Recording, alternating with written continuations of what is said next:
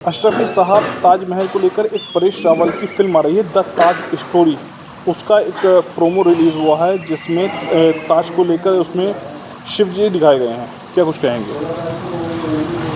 देखिए, इसमें कहना ही क्या है। असल में ये इस तरह की बातें बिना सिर पैर की बातें हैं, बेबुनियाद बातें हैं। जब ताजमहल की तामीर हुई थी उस वक्त में वहाँ एक ऐसी जगह थी, एक नदी का किनारा है और जो कि जमुना का किनारा है, सारे लोग जानते हैं। उसके ऊपर ये तरह तरह के विवाद उठाते रहे, ये तेजो महल और वगैरह वगैरह। ना वहाँ कोई महल था और ना कोई वहाँ ऐसी कोई चीज़ थी जिससे वहाँ से शिव जी निकलें। अब शिव जी के निकलने की बात तो यह मुझे बड़ी हैरत होती है। अपने हिंदू संस्थाओं के जो मेरे भाई हैं या जो सनातनी भाई हैं, वो जानबूझकर इस तरह की फिल्में जैसे कश्मीर फाइल्स और अब ये आप बता रहे हो ये फिल्म आ रही है। मैंने देखा तो खैर नहीं है फिल्मों को, लेकिन मैं सुनता रहता हूँ अक्सर। ये सिर्फ हमारे देश को बरगलाने की और बांटने की बातें हैं। देखिए 2026 से उत्तर प्रदेश में चुनाव शुरू हो जाते हैं, पंचायत चुनाव शुरू होंगे, 2027 में विधानसभा के चुनाव हैं, बिहार में चुनाव चल ही रहा है। तो इस तरह के इन्हें जो हिंदू मुस्लिम करना है, भारतीय जनता पार्टी ने कोई विकास नहीं कराया, ये वो जानती है और वो बखूबी जानती है। मैं क्या करता हूँ ये मैं जानता हूँ, इसलिए वो भी जानते हैं। उन्होंने सोचा कि यार अब कोई मुद्दा तो है नहीं, मुद्दा उन्हें हिंदू मुस्लिम करना है, हिंदू मुस्लिम करके ही वो सत्ता में आए हैं। तो उन्हें मेरे ख्याल से इससे अच्छा मौका नहीं मिलेगा। जैसे कानपुर से आइला मोहम्मद वाला मामला कोई इश्यूज़ नहीं था, मगर उन्होंने और एक उपद्रवी संगठन को निकाला, उन्होंने आइला महादेव की तख्ती लगवाई।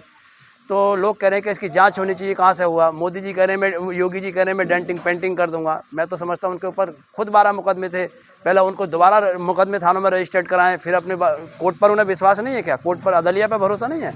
अदलिया पे उन्हें भरोसा होना चाहिए और फिर छोड़ दें अदालत के भरोसे। तो कहीं ना कहीं उन्होंने, जो आदमी अपने 12 मुकदमे वापस ले सकता है वो जीरो टॉलरेंस की बात करता है। तो क्या आपको लगता है इसमें सच्चाई है? अब इनके पास कुछ मुद्दा नहीं है, तो कहीं ना कहीं वो आइला मोहम्मद हो, संभल की जामा मस्जिद हो, अब ये ताजमहल वाला मसला है, तो एक हिंदू मुस्लिम करा के चाहती है भारतीय जनता पार्टी कुछ ऐसे दंगे हों जिससे हिंदू मुस्लिम का उन्हें फ़ायदा मिल सके। आगरा का ताजमहल प्रेम का प्रतीक है या इसकी ऐतिहासिक सच्चाई कुछ और है जो छुपाई गई है? नहीं, इसकी कोई ऐतिहासिक सच्चाई नहीं है। शाहजहाँ थे, वो एक बादशाह तो थे ही थे। लोग, मैंने सुना है कि, हालांकि मैं हिस्ट्री पे बहुत ज़्यादा यकीन करने वाला इंसान नहीं हूँ, वो एक मतलब दीवाने एक बादशाह हो गए थे और अपनी बीवी के चक्कर में इतने दीवाने हो गए थे कि उन्होंने रियाया को देखना भी बंद कर दिया था। इसीलिए उनके बेटे हज़रत औरंगज़ेब ने उन्हें गिरफ़्तार करने की किया और वो हिमाकत की गई। मेरे ख्याल से लोगों को हज़रत औरंगज़ेब कहने पर भी एतराज़ है, मगर वो उनके अपने अपने तर्क हैं, कोई दिक्कत नहीं है। वरना ऐसी नौबत नहीं आती कोई बेटा अपने बाप को गिरफ्तार करेगा। तो उन्होंने एक दीवानगी के सुरूर में, एक वो कब्र है, ताजमहल कोई किला नहीं है, ताजमहल कोई ऐसा नहीं है कि कोई बहुत ज़्यादा कोई उसमें कोई घोड़े दौड़ाए जाते हों, कोई बहुत ज़्यादा कहीं मतलब उससे रियासतें चलाई जाती हों। वो एक कब्र है, कब्र को बहुत खूबसूरत एक शक्ल दी गई है और उसको बड़े पैमाने पर आलीशान तरीके से उसका महल बना के उसको कब्र को सजाया गया है और कुछ नहीं है। ताजमहल जहाँ कोई आदमी अपने बीवी या बेटे की या जिससे मोहब्बत कर कब्र बनाएगा, तो वो मेरे ख्याल से किसी की ज़मीन में या किसी ऐसी झगड़ालू जगह क्यों कब्र बनाएगा? तो वो एक कब्र है, वो मोहब्बत का प्रतीक तो मैं शायद उसको नहीं मानता, लेकिन मैं मानता हूँ कि उन्हें अपनी बीवी से मोहब्बत, मुमताज़ में से बेगम से मोहब्बत होगी तो उसकी याद में उन्होंने कब्र को ज़्यादा सजा कर बना दिया। अब उसको आप मोहब्बत का प्रतीक कहिए, क्या कहिए। अच्छा, फिर एक चीज़ और है शारिक भाई, बड़ी दिक्कत की बात यह है, ये हमारे जो भाई हैं, इसका मतलब मुझे लगता है कि शायद इस्लाम में बहुत ज़्यादा दम है, क्योंकि कहीं ना कहीं इन्हें लगने लगा कि मस्जिदों में ही गॉड है, मस्जिदों में ही भगवान है और इनकी कब्रों में, मज़ारों में ही शिव जी हो सकते हैं। मतलब इन्हें अब ये शायद यकीन आने लगा है, रियलाइज इन्हें होने लगा। वरना तो हर जगह की मस्जिद में ही मंदिर क्यों है?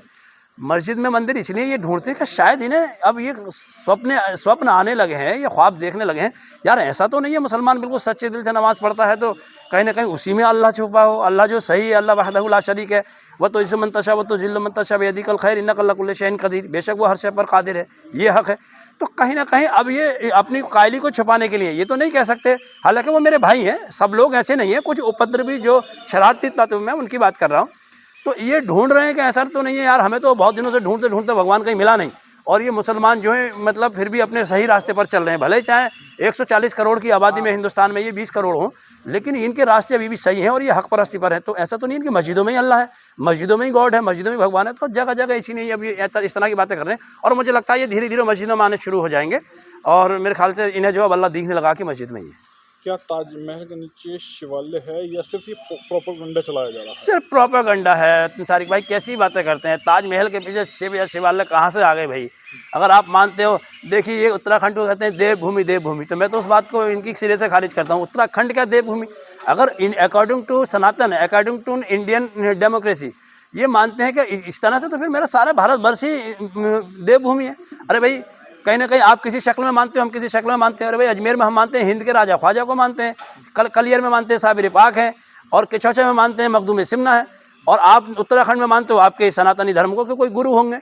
तो हर जगह हमारे भारतवर्ष में, हमारे इस मुल्क वतन अजीज़ हिंदुस्तान में, हर शहर में कहीं ना कहीं, चाहे वो मुसलमानों की आस्था का थोड़ा बहुत कहीं केंद्र रहा हो, चाहे कोई मज़ारात से संबंध रहा हो, या हिंदुओं का, हिंदू भाइयों का रहा हो, हम उनकी कदर करते हैं, उनके धर्म की कदर करते हैं।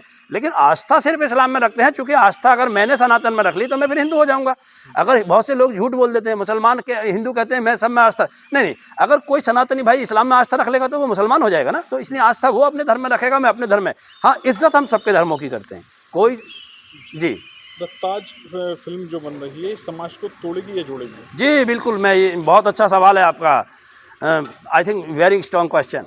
मैं कहता हूँ कि ताज फिल्म या इस तरह की कोई भी फिल्म, क्या आपको लगता है, या पूरे भारतवर्ष को, मेरे इस मुल्क वतन अजीज़ हिंदुस्तान को लगता है क्या कोई भी फिल्म ऐसी जो दंगा फैलाने वाली फिल्म हो, क्या वो लोगों के दिलों को जोड़ पाएगी?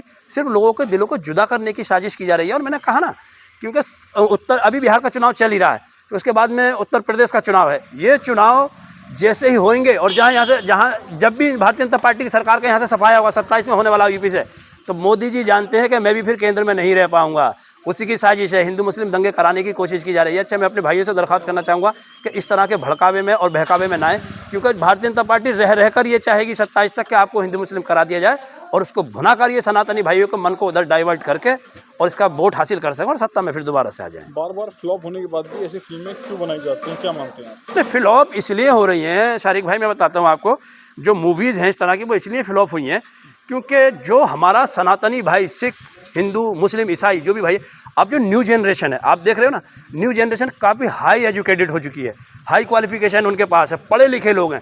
वो जानते हैं कि इस तरह की बातें, कहीं गंगा जल लाने से उनको एक आत्मसम्मान या उनके मन को शांति होती होगी, नो डाउट, मुझे इससे एतराज़ नहीं है। लेकिन वो जानते हैं रोज़गार जो है पढ़ने से मिलेगा, लिखने से मिलेगा, नौकरियों से मिलेगा। भारतीय जनता पार्टी ने आपको रोजगार से वंचित किया, नौकरियों से वंचित किया, योजनाओं से वंचित किया। फिर बड़ी अच्छा एक एजेंडा लाते हैं कि हमने जितनी भी योजनाएं लागू की है वो मुसलमान भाइयों के लिए ज़्यादा योजनाएं दी हैं। तो मैं समझता हूँ, अपने हिंदू भाइयों से कह रहा हूँ, मैं आंखें खोलो। अरे आपके साथ हक तलफी हो रही है। अगर मुसलमान भाइयों को ज़्यादा उन योजनाओं का लाभ दे रहे हैं तो फिर आपके साथ नाइंसाफ़ी हो रही है। देखिए, योजनाएं किसी भी सरकार में रही हो, वो उस ज़माने में पहले जी नहीं होता था, अब 1G, 2G, 3G, 4G, 5G का दौर है।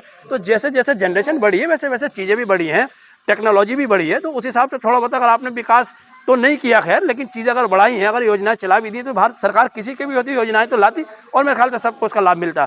तो मेरे मुसलमान भाई इस चीज़ के बहकावे में नहीं आए कि मुसलमानों को ज़्यादा योजनाएं दी हैं। और अगर वाकई में रियली में वास्तव में उन्होंने ज़्यादा योजनाओं का लाभ दिया है मुसलमानों को, तो फिर हिंदू भाइयों को बहुत गहराई के साथ मंथन करना पड़ेगा, सोचना पड़ेगा हमारे साथ नाइंसाफ़ी क्यों की गई है। कुछ नहीं है।